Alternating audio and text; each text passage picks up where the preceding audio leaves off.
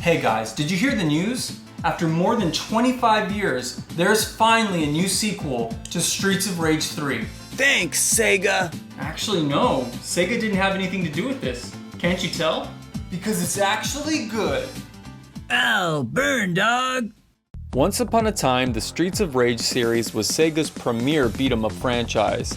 Sure, it started its life conceived of as a knockoff of Capcom's arcade hit Final Fight, but the actual game ended up eclipsing all expectations with its fast-paced, bare-knuckle gameplay, and a soundtrack by Yuzo Koshiro that would be remembered as one of the greatest of all time. Streets of Rage 2 came out late the following year, and it improved upon the original in every way, producing a game that is easily one of the 5 best on the Sega Mega Drive. That's the Sega Genesis if you live in Los Estados Unidos. In 1994, yet another sequel was released, still with a few more improvements. However, the Western version was butchered by heavy censorship, a rewritten storyline, and an arbitrarily increased difficulty level. Further hindering this release was the experimental soundtrack that alienated the fanbase. What makes this experimental, dude? Oh, that's just whatever we say whenever a good musician accidentally makes music that sounds like a donkey choking on nails. It's experimental. Oh, like Lou Reed inventing industrial music? Exactly. But then everything faded into silence, and after several false starts, Streets of Rage 4 never materialized. Until now. Thanks to a joint venture between .emu, Blizzard Cube, and Guard Crush, And not Sega. a brand new entry in the Streets of Rage series has been released, 26 years and almost 5 console generations later, in all of its 2D cel-shaded glory. So who are these guys anyway? A bunch of French dudes. It's odd to me that Streets of Rage, a game supposed to be about violent American inner-city culture as interpreted by Japanese people, is now in the hands of French people. What we have on our hands here is a foreign interpretation of what was already a foreign interpretation. So French people remade Streets of Rage the same way the same developers remade Wonder Boy 3 The Dragon's Trap a few years ago? That game was great, dog. Not quite. What we have here is a full-blown attempt to do the impossible. Make a brand new video game for contemporary players that actually does justice to a video game series that hasn't had a new entry in over 25 years. By comparison, a remake like Wonder Boy 3 was a simple affair. Copy the gameplay and update the graphics with hand-drawn animation and digital quality sound. Doing an update like that in 2017 for a relatively tiny game made for the primitive Sega Master System should almost be too easy for a professional team of developers. But producing a true sequel to one of the best Sega Genesis games ever made, a quarter of a century late? That's downright dangerous. Like Star Wars has taught us all, do anything too different and you're gonna alienate your fan base, but fail to do anything new and you're not gonna be able to justify the project. It's a real dilemma.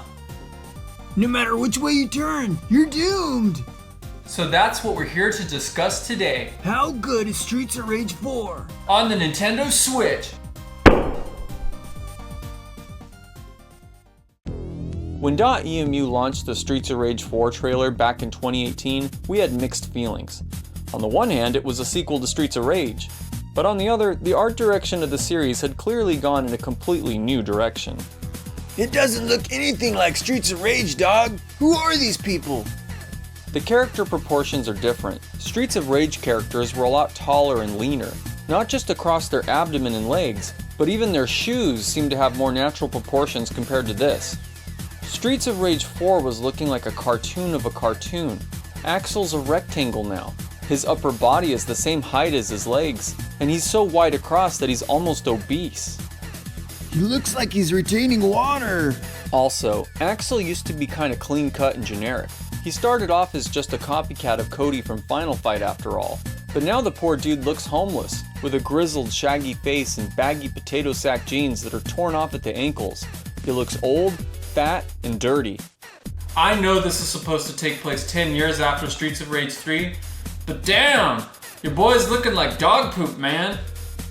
I look old, fat, and dirty too, but I'm living 16 years in Axel's future. Imagine what he's gonna look like in the present day. Rest in peace, dog.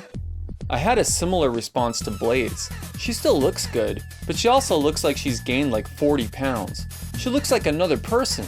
She looks like she ate another person. The game wasn't coming out at all like we expected, but coming from a French studio, somewhere in France, where everyone is French, and their greatest comic hero is some guy named Tintin, and these barbarian dudes, then what else were we expecting? While the characters look different, and perhaps dangerously overweight, from a medical point of view, I had to at least admit the artwork was beautiful, at least in a Fernando Bortero Angula sort of way. But then more and more of these video clips and trailers kept coming out, and now we've both actually played and beaten the game, and I have to say, these are just some weird choices in character design. As with all other Streets of Rage games, we start with a small cast of characters that we can choose to fight as. Axel and Blaze are old mainstays of the series, but now there's Jax from Mortal Kombat. Or is it Barrett from Final Fantasy VII? Anyway, in this game he's called Floyd for some reason. And then there is Cherry Hunter? Dude, what'd you say? I said her name is Cherry Hunter. She looks like the love child of Nicki Minaj and Ronald McDonald, dude. She does indeed. Her design is extremely unappealing. But I guess that's okay because the developers gave her an electric guitar. Because she wasn't quirky enough or something. I'm no daddy. Alright, I guess she ain't no daddy's girl. And then let's take another look at Floyd here, our power character. Overall, he's kind of a badass. Derivative and trite? Sure, but still pretty cool looking. Except for that tiny little face on his head. His eyes, mouth, and nose are clustered together in a small space above an absolutely massive jaw, and it makes him look like a caveman or something. Well, not as much like a caveman as Axel over here, but pretty close. Blaze still looks great. In spite of having had like 6 kids or something, she's not letting that stop her. She's still getting out there and she's gonna be herself. She's still dressed wildly inappropriate for fighting, but that's essentially her trademark at this point. Good job on Blaze. Then, as the whole world knows by now, Adam Hunter makes a return to the series, and he's pretty good too. He doesn't look anything like he did in the original Streets of Rage, and those suspenders and knee pads make him look like Steve Urkel on steroids, but at least he looks like a well-proportioned Streets of Rage character. So yeah, I basically only like 2 of the character designs in this game, Blaze and Adam. So what about the bad guys then? Streets of Rage enemies have always been pretty generic, looking like a bunch of Mad Max rejects and all that. But in this game, I think the genericness is actually a bit worse. There's the jean jacket knife wielder everyone hates from the original game. He comes in a bunch of different colors now. Why doesn't he have any shoelaces? Then there's the kicker guys. They stand around, you know, and they try to kick you. The punk rocker guys are back too. They're pretty cool.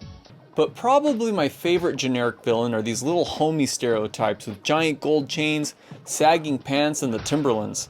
They're the one villain in the whole game that's actually representative of real-life American gang culture, and yet they all look like Conan when he was in WCW.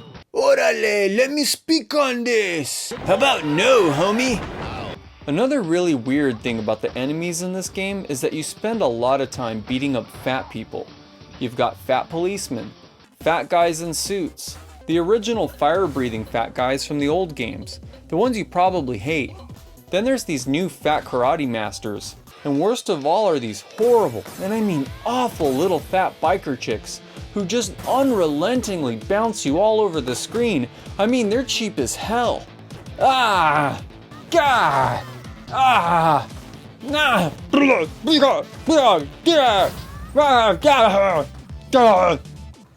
I hate them. They're easily the worst part of the game for me. Oh, I just died. And they just look ridiculous. And you want to pound the crap out of them, but then you also don't want to do that because they're women. Listen, I know it's Future World 2020, but we here at CCP are still very uncomfortable with the idea of beating the living crap out of all these women. Yeah, like, when did that become okay?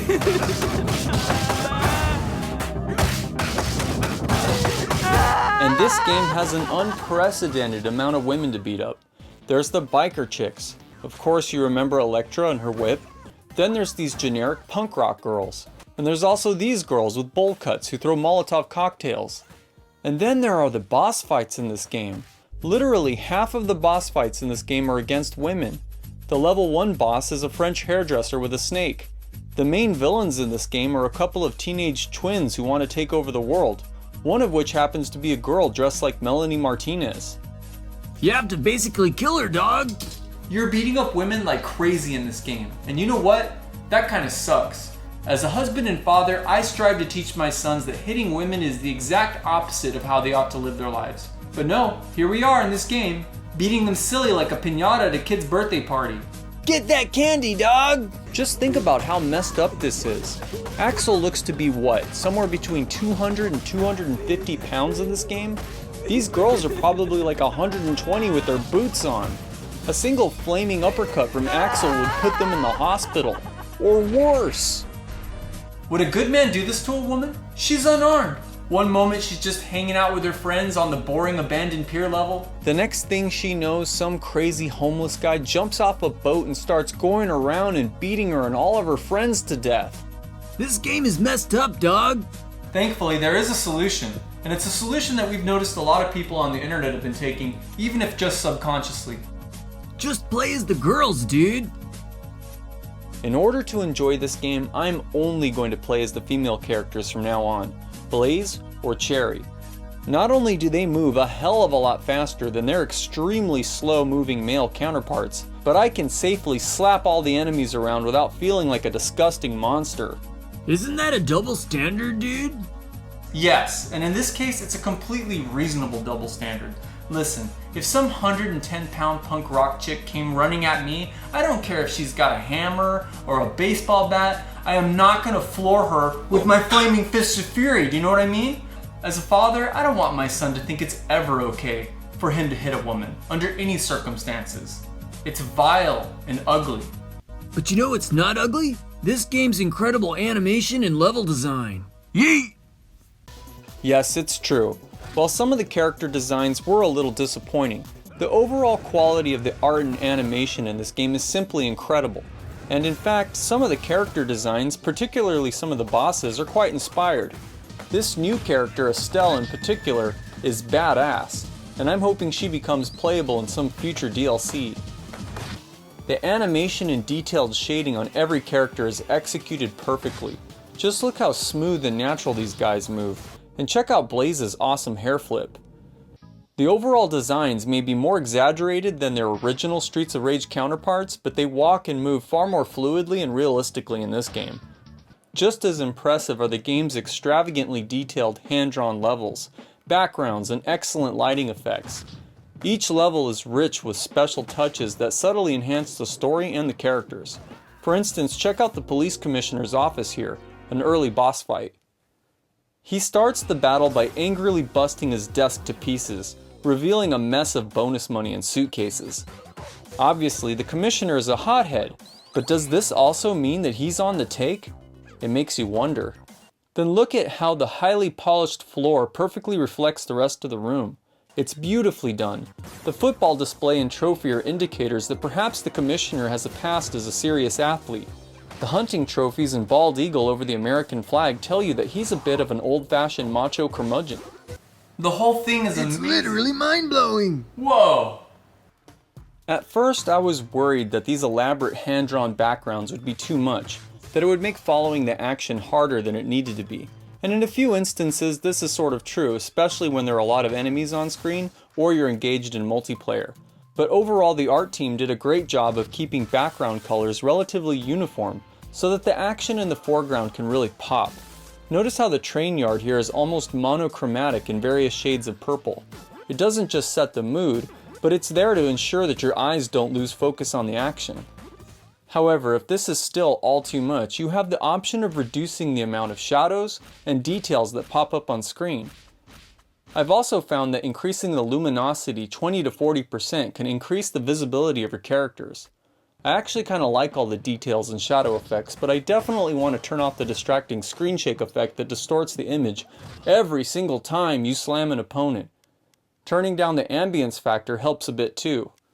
Since we're here looking at the in-game video options, which can be accessed anytime you're playing or at the main menu, I'd like to highlight the so-called post effects. For the life of me, I cannot tell what bloom is supposed to do. Let's skip that, but check out the retro and retro CRT filters. Now the game is pixelated, and it looks like a high-end Sega Genesis game. Honestly, this is one of the best looking retro filters that I've ever seen in a video game. I'm not really interested in playing the game like this, but I have to admit that it looks fantastic for what it is. Considering the extreme attention to detail that went into this game and the high quality art and animation and the ability to customize the appearance to your preferences, we have to concede this is one incredible looking game. Maybe the characters are a little cartoony, but this is the best looking 2D beat 'em up ever made. But it doesn't just look good. The music in this game is pretty good too. When Yuzo Koshiro made the soundtrack for the original Streets of Rage, he wasn't setting out to make some kind of special statement, and the game was never intended to be inextricably intertwined with an audio experience on the part of the developers. He just wrote video game music for a living. They asked him for some music, and he produced what came natural to him at the time. Early 90s club music, which just so happened to be what Koshiro was into. The fact that it turned out so good and matched the gameplay so well was basically just an accident. The sequel was more deliberate in its emulation of popular house, techno, and club music of the time. But once again, it was less an attempt to create some sort of hypostatic union between sound and gameplay, and more of a function of the need to keep the series consistent with what had already worked. The consequence of this is that now the series is inextricably linked up with the idea that it has to produce mind-blowing nightclub music. In fact, the thing that killed Streets of Rage 3 more than anything was the experimental soundtrack that went so far afield to people's expectations. Yeah, they expected it to be good. Expectations for Streets of Rage 4 were basically no different. Unless the soundtrack was absolutely stellar, die-hard fans were not going to be satisfied. So they brought out the big guns. For the soundtrack, .emu got French composer Olivier de Rivière. He worked on games like A Plague's Tale, Assassin's Creed 4, and Alone in the Dark.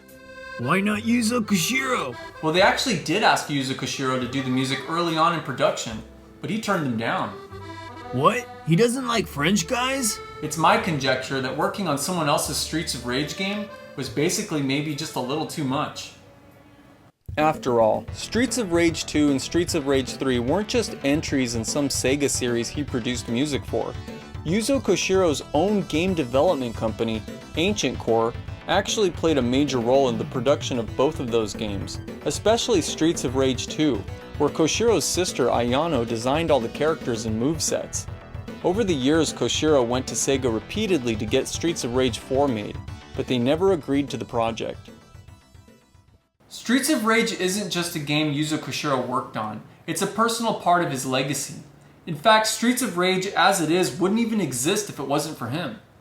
So to be asked to work on someone else's Streets of Rage, a foreign person's Streets of Rage, a Streets of Rage that didn't come from his own passion project, it might have been just too much. But at some point, late in production, Yuzo Koshiro finally caved and joined the project, along with 8 other Japanese and European musicians, some of which are famous composers from the 8 and 16-bit days of video games. Included in this lineup are Motohiro Kawashima, who worked on both the Streets of Rage 2 and Streets of Rage 3 soundtracks with Koshiro. When I first heard this, I was actually disappointed. Was Koshiro just gonna come in and write like one song for a boss fight, and then just get pushed aside? To my delight, that's turned out not to be the case. Not even close. Looking at the 35-track playlist for the soundtrack, you can see that Yuzo Koshiro produced 5 tracks, and his tracks, I'm happy to report, are probably the very best and most important in the game. He wrote the game's incredible main theme and the awesome character select music. He also wrote the first stage music in a way that's deliberately evocative of the original games. And then he did the music for the final boss fights as well. All of his contributions are fantastic. He is still every bit as amazing a music composer as he was 30 years ago.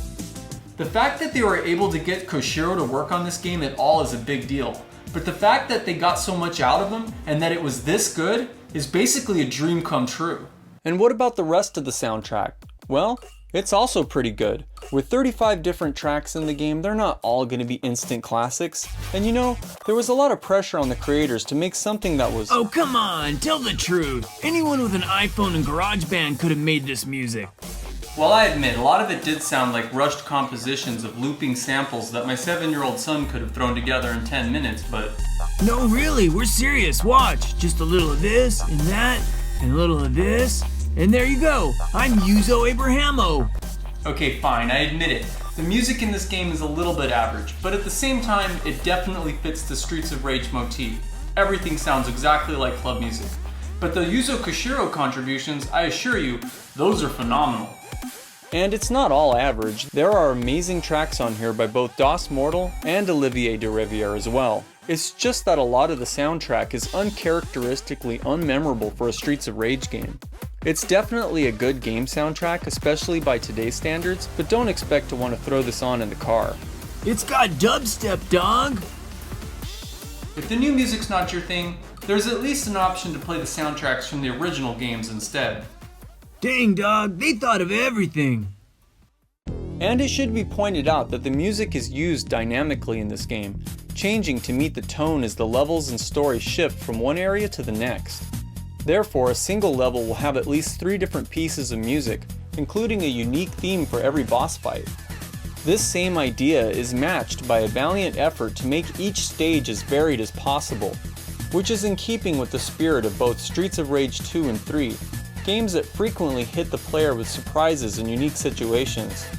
In a game that's as linear and repetitive as a 2D beat-em-up is, changing the level dynamics and adding surprises are vital to keeping players engaged. It was a brilliant device in Streets of Rage 2 and 3, it's a brilliant device in this game as well. To give you an idea without spoiling too much, let's just consider the first level of Streets of Rage 4, which starts off just the way it should, on the streets of the city. In the beginning, it's just as straightforward as walking to the right and beating up thugs. But then, in an homage to the first level of Streets of Rage 2, you come to an area that forces you to descend from the top of the screen down and around a street corner. As soon as you turn the corner, however, a car crashes into the wall in front of you, and the music abruptly changes to match the heightened tone. Making your way forward from this point, the city starts to become a little seedier. You can see people drinking and partying through a bar window, making this the first time there's ever been an indicator that people actually live in the Streets of Rage world.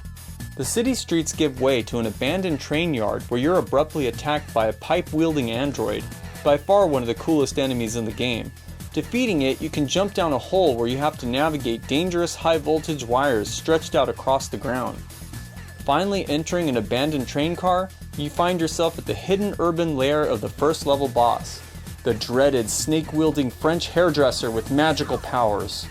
The point is that you have to navigate a changing and dynamic landscape, and that doing so is a lot of fun, in spite of the fact that you're essentially just walking to the right and repeatedly smashing those action buttons.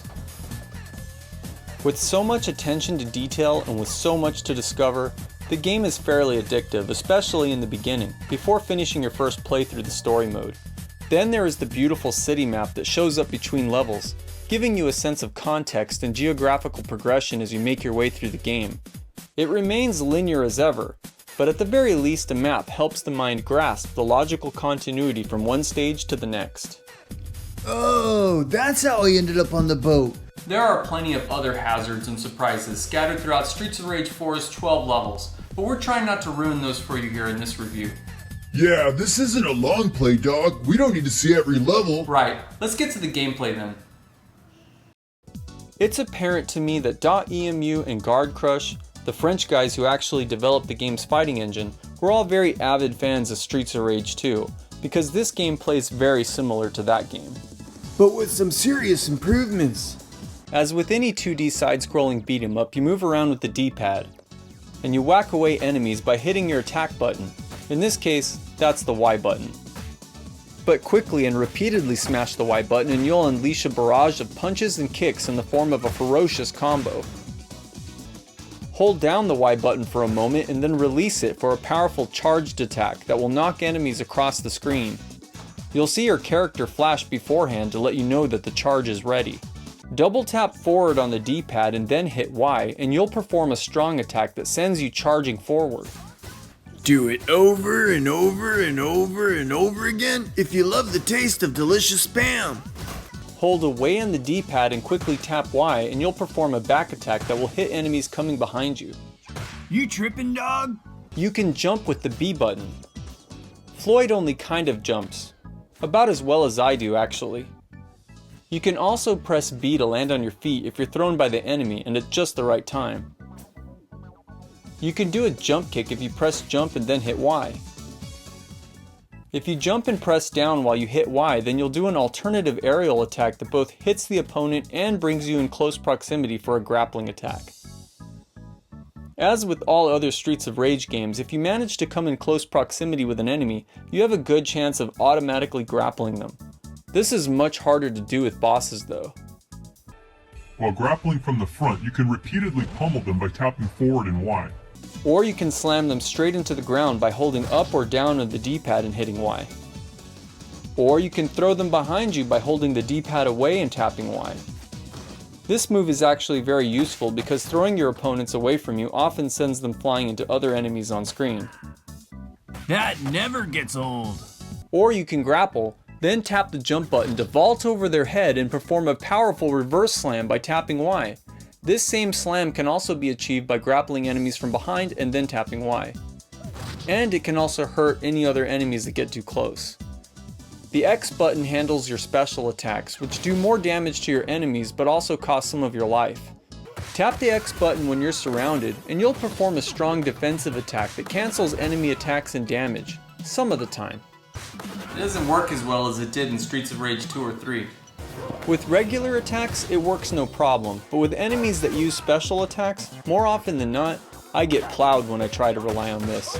It can be pretty frustrating at times. Anyway, to do the offensive special attack, tap X while pressing the D-pad toward your enemy. And new to Streets of Rage 4 is the ability to perform fun aerial special attacks by tapping X while jumping. Since you can't run, block, evade, or parry in this game, both the jumping special and the defensive special are essentially your only way to get out of dangerous situations quickly.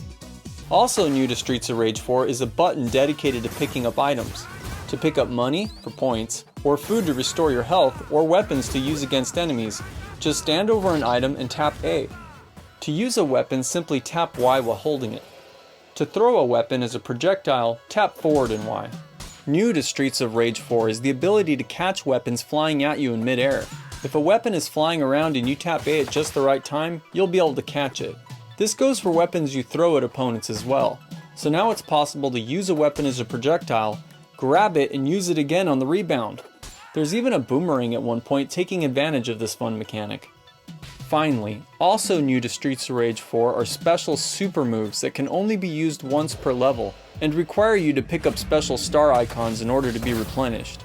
Usually these attacks damage everyone within a certain radius of your character, and they can even interrupt attack animations, making them useful in tough boss fights.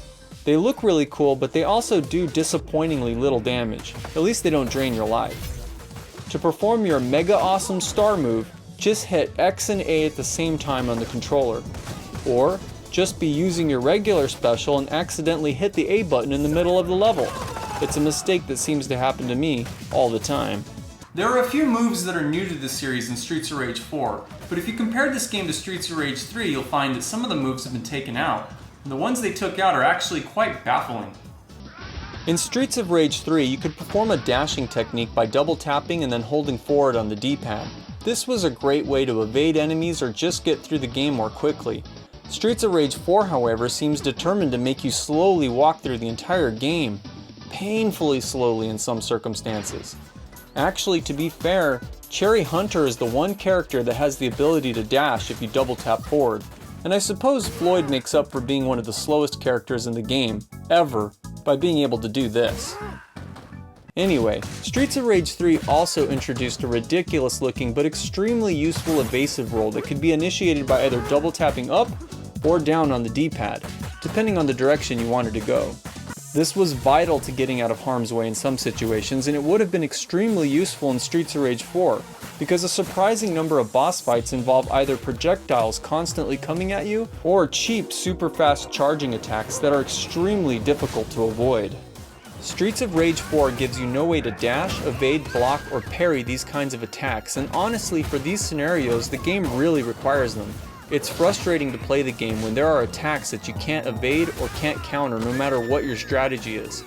The only defensive maneuver you really have is your special attacks with the X button, but jump kicking out of the way feels more like a hack than a satisfying strategy, and the defensive special doesn't work consistently at all.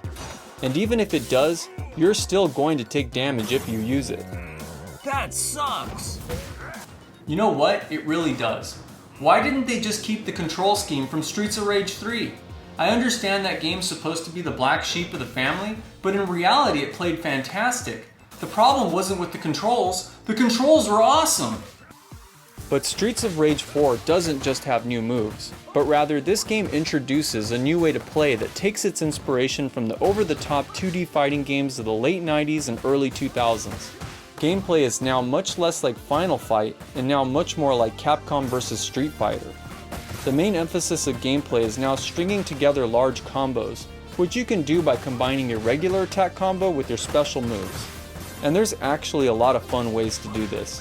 Finding them all is a matter of trial, error, and practice. But dude, I thought using your special attacks drain your health. They do. Using your special moves does drain your health.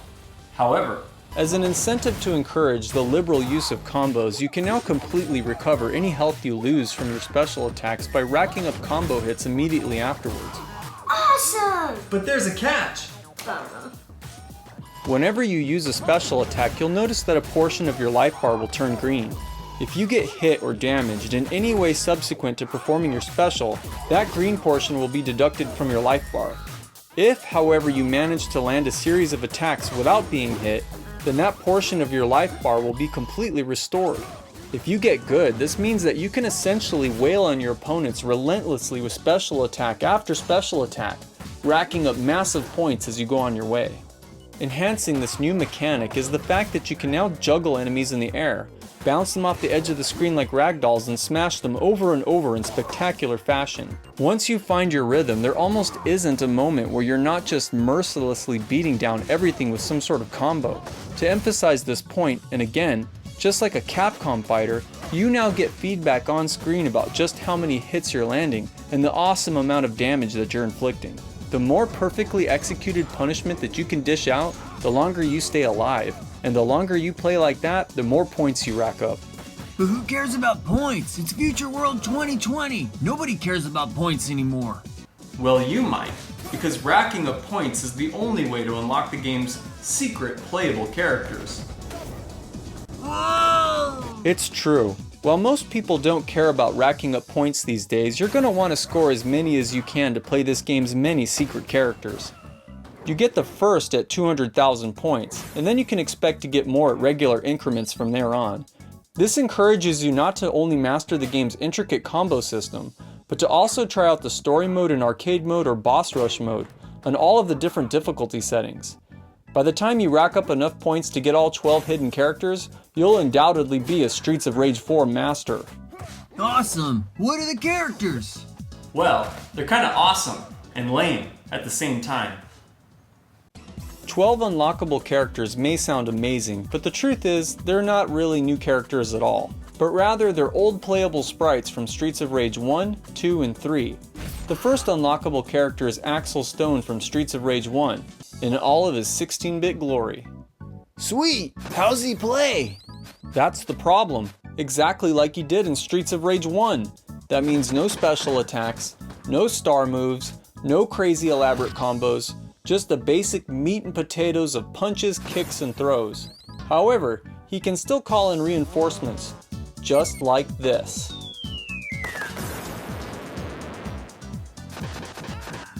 So yeah, that's kinda badass. The same goes for all the other unlockables. Don't expect anything new unless you've never played any of the old Streets of Rage games. The sprites all play just like you remember them. However, that includes the ability to dash and evade if you're using Streets of Rage 3 characters. So at least there's that. But what about any of the new awesome characters in Streets of Rage 4? Like that police chick. Can't you play as any of them? Sadly, no you can't. The only unlockable characters right now are old school retro sprites from the old games. Maybe there'll be a DLC in the future that lets you do that, but as of right now, that's not happening. But it's not like this is an incomplete game. Far from it. There are a lot of different ways to play Streets of Rage, and most of them are great. Story mode is the main mode of gameplay, and you'll need to beat it at least once in order to unlock all of the game's other modes and features. And it's exactly what it sounds like. It's a complete Streets of Rage game from start to finish. 12 consecutive levels of beat-em-up action that must be completed in order to save the city. The longest of any Streets of Rage game ever made. To beat it the first time, you're looking at a couple of hours of gameplay, at least. Yes, Wood Oak City is in trouble. Mr. X has been dead for 10 years now, and his effeminate teenage anime children have decided that they are the new bad guys in town. Your mission is to stop them before they take over the city with the power of hypnotic music. Each level and story mode is separated by semi-animated comic book panels that explain what's happening next and where you'll need to go in order to do the next thing, which of course always just means more beating up everyone and everything. To be honest, the story really isn't all that great, and a lot of it just doesn't make that much sense to me. Like how in the beginning the police were set up to be corrupt, but then it just turns out they didn't know who the real bad guys were or something like that. Don't you remember they used mind control? I guess, but then why was Adam missing from the entire series for 2 whole games, only to just conveniently reappear at the end of level 4? Mind control. And why do the Y twins want to take over the world? Why wouldn't those characters just stick to fashion and interior design? Mind control. Why does Axel look homeless in this game? Why are these armored cops so annoying? Why do these biker chicks even exist at all? Why do these girls have bowl cuts? Why are literally half of all the villains women? Why did they replace all the beer bottles with wine bottles? Was that mind control too? No! French people! If you don't like the story, then do what I did and skip the cutscenes. I've never played these games for their story anyway. Once you beat the game the first time, then you unlock the ability to pick any level you want in any order, and that's another awesome first for the series. There's also arcade mode, which challenges you to beat the game with only a few lives and 0 continues. Good luck with that. This game is hard, dude. The game really is hard, but in the best way possible. Even on normal mode, until you've mastered at least one of the character movesets, prepare to get your ass handed to you. And if you lose all of your lives, even if it's during the boss fight, then prepare to start the whole level all over again. However, the regular story mode allows for infinite continues, and each time you continue, you're offered the option of more lives, or both more lives and more star moves, greatly diminishing the difficulty. The trade-off is that you're going to lose a ton of points, but at least you'll be able to unlock all of the game's 12 levels and other gameplay modes sooner rather than later. In addition to story and arcade mode, there's the outstanding boss rush and battle modes. Boss rush allows you to fight every boss from story mode, one right after another in sequence. It's actually a lot of fun, and it's a great way to master the game's many subtleties. If you want to get badass at this game, then this is the best way to practice, because the bosses offer far and away the deepest challenge in the game. Even better is the surprisingly great battle mode, which lets you turn Streets of Rage into a full-blown one-on-one fighting game. Here the gameplay enhancements added to the Streets of Rage formula really shine, as the new emphasis on combos, air juggling, and perfect hit detection make for a really fun fighting game. Streets of Rage 2 and 3 had a similar mode that was a neat feature, but those games don't have the speed and versatility of Streets of Rage 4's fun combo system. And battle mode is the one place where lacking the evade feature from Streets of Rage 3 really pays off, as being able to constantly roll away from your opponent would have probably broken the gameplay. Add to that the ability to select parts of actual levels from the game to fight in, complete with their own unique quirks and dangers, and you have yourself a full-blown game within a game situation here. Bored of story mode for a moment? Then grab a friend and test each other's skills in battle mode. It's honestly just as much fun, insofar as you like the competition. But you don't have to just go head to head. Streets of Rage has always been about the multiplayer, and it's in the multiplayer that Streets of Rage 4 really becomes something special.